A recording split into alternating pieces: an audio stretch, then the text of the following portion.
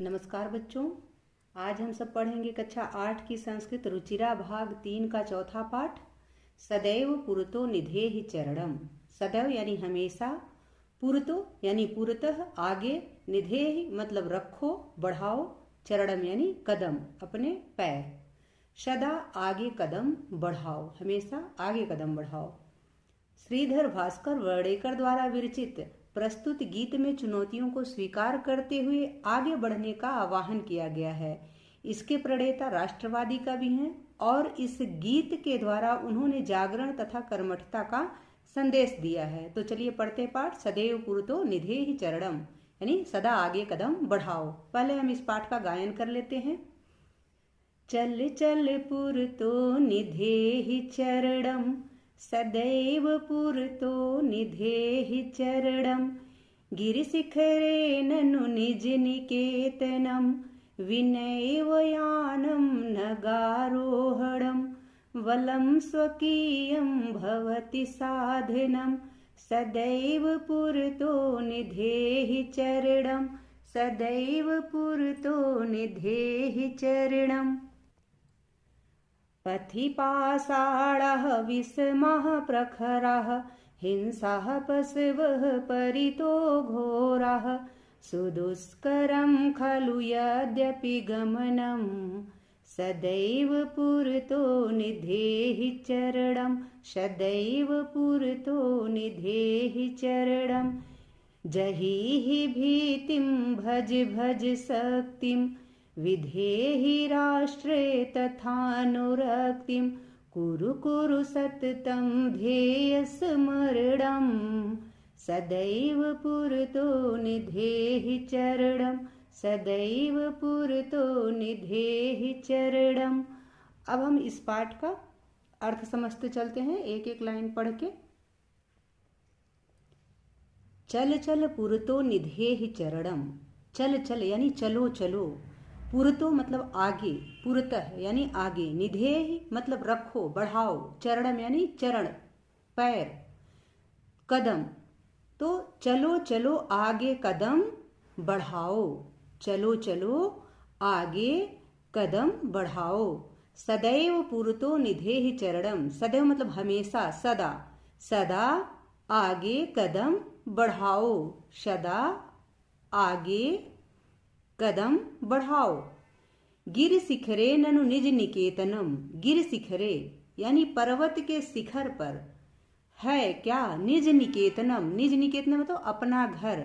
अपना घर निश्चित रूप से पर्वत की शिखर पर है, पर्वत की चोटी पर है। विनैव यानम नगारोहणम। विना धन एव यानी विनैव का मतलब बिना धन एव यानी बिना किसी, नैव बिना मतलब बिना, नैव एव मतलब ही, बिना, यानम यानी साधन के, किसी गाड़ी के बिना ही, नगारोहणम नग धन आरोहणम। नगारोहणम नग होता है पर्वत, पाषाण पत्थर, आरोहणम होता है चढ़ना। हमें बिना किसी यान के, बिना किसी साधन के उस पर चढ़ना है, पर्वत की चढ़ाई करनी है।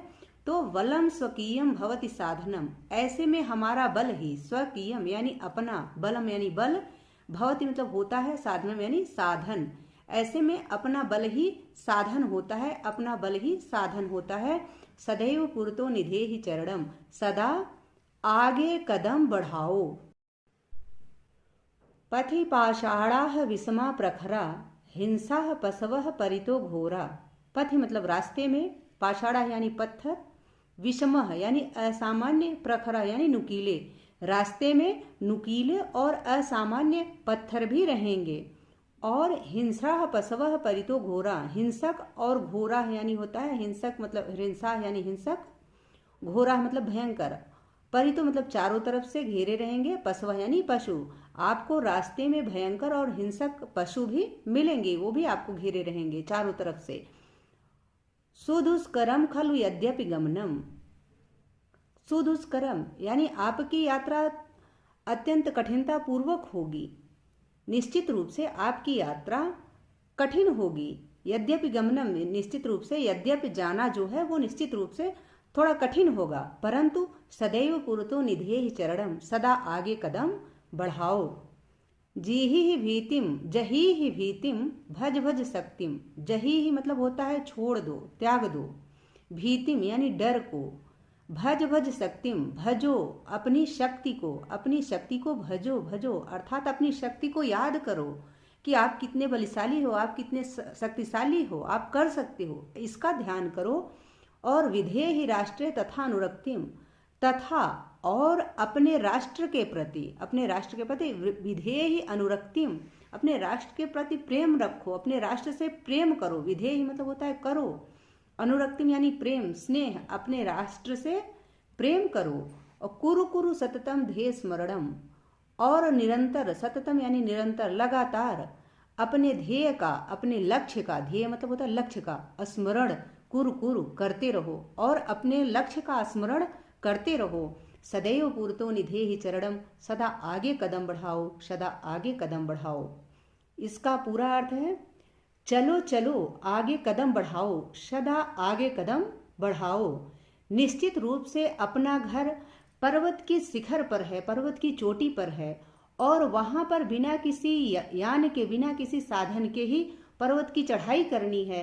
परंतु ऐसे में अपना बल ही अपना साधन होता है, इसलिए सदा आगे कदम बढ़ाओ।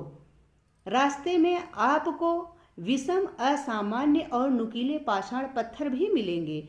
हिंसक और भयानक पशु भी चारों तरफ मिलेंगे। निश्चित रूप से आपकी यात्रा दुष्कर होगी, थोड़ी कठिन होगी, परंतु आगे कदम बढ़ाओ।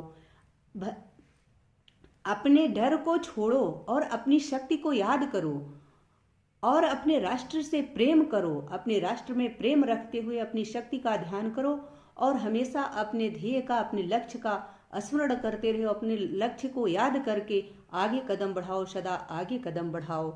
आशा है कि आप लोग को इस पाठ का अर्थ अच्छे से समझ में आ गया होगा। चलिए अब हम अभ्यास कार्य देख लेते हैं। यहाँ पुस्तक में ही शब्दार्थ दिया गया है, तो आप लोग इसको यहाँ से देख लें, नोट कर लें।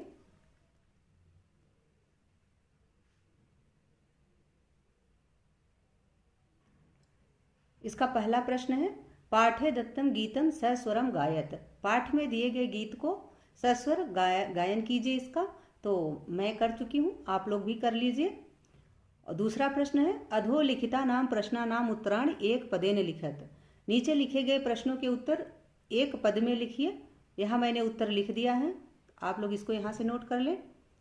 और जो तीसरा प्रश्न है वो यहाँ पे लिखा गया है, मैंने लिखा गया है यहाँ, मंजूषातः क्रियापदानि चित्वा रिक्त स्थानानि पूर्यत, यानी मंजूषा से क्रियापद को छांट करके रिक्त स्थान की पूर्ति करें। तो हमने यहाँ कर लिया है, आप भी कर लीजिए। इधर चौथा प्रश्न है, अ है इसका, चौथे का अ है, उचित कथना नाम समक्षम आम, अनुचित कथना नाम समक्षम न इति लिखत। यानी जो सही कथन है उसके सामने आम यानी हाँ लिखिए, और जो अनुचित कथन है उनके सामने न यानी नहीं लिखिए। तो हमने यहाँ लिख दिया है, आप लोग इसको यहाँ से नोट कर लें।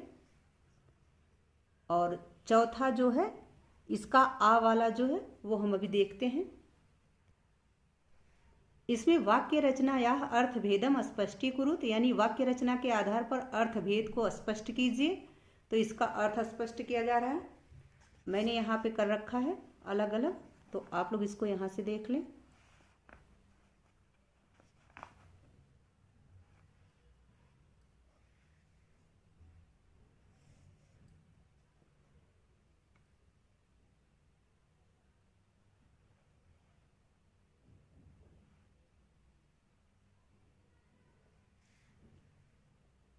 ठीक है। पांचवा प्रश्न है, मंजूषातः अव्यय पदानि चित्वा रिक्त स्थानानि पूरयत, यानी मंजूषा से अव्यय पदों को छांट करके रिक्त स्थानों की पूर्ति कीजिए। तो मैंने यहाँ कर दिया है, आप भी कर लीजिए। आगे का दिखाते हैं। आगे का इस पेज पे ng, च और छ वाला इधर देख लीजिए। उसके बाद छठा प्रश्न है, विलोम पदानि योजयत, यानी विलोम पदों को जोड़िए। तो यहाँ आपको जोड़ना है।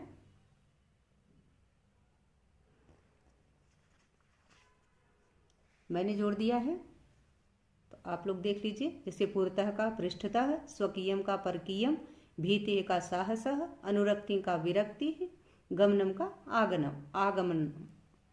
आगमनम। तो यहाँ भी हमने कर दिया है। अगला देखते हैं 7वां प्रश्न। प्रश्न 7 का अ है, लट लकार पदेभ्य लोट विधिलिंग लकार पदानाम निर्माणम कुरुते, यानी लट लकार के पद यहाँ दिए गए हैं, इससे लोट लकार और विधिलिंग लकार में आपको पदों का निर्माण करना है। तो मैंने यहाँ कर दिया है, आप लोग इसको यहाँ से नोट कर लें। प्रश्न 7 का आ है, अधोलिखितानि पदानि निर्देशानुसारम परिवर्तयत, यानी जो नीचे लिखे गए हैं पद, इनके निर्देश के अनुसार इनको परिवर्तित कीजिए। यथा यानी जैसे, गिर शिखर, गिर शिखर का सप्तमी एक वचन बनेगा गिर शिखरे। तो पथिन का सप्तमी एक वचन क्या बनेगा? पथि। राष्ट्र का चतुर्थी एक वचन बनेगा राष्ट्राय, यानी राष्ट्र के लिए। पाषाण का सप्तमी एक वचन बनेगा पाषाणे, यानी पत्थरों पर। यान का द्वितीय एक वचन बहुवचन बनेगा यानानि, यान यानी कि गाड़ी, तो यहाँ गाड़ियों, गाड़ियों को द्वितीय है ना। शक्ति है, शक्ति प्रथमा एक वचन शक्ति यानी शक्ति। पशु है सप्तमी एक वचन पशुषु, यानी पशुओं में। ठीक है, आशा है कि आप सबको इस पाठ का अर्थ और अभ्यास कार्य अच्छे से समझ में आ गया होगा। मिलते हैं अगले वीडियो में, तब तक के लिए बहुत बहुत